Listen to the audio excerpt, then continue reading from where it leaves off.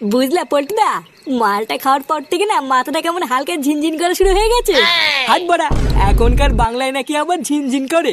লেওরা এখনকার মাল হলো সব জল মিশানো, এই মাল খেয়েও নাকি আবার ঝিনঝিন করে।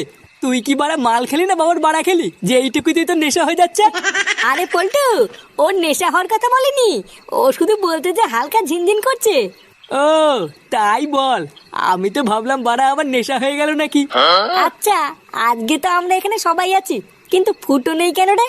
ওই চিদির ভাইটা তো সকালবেলায় গাড় মারাতে মারাতে শ্বশুর বাড়ি গেছে।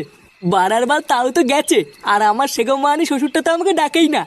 শ্বশুর বাড়ি গেল কেন হঠাৎ? কোনো কেলেমেলে হয়েছে নাকি?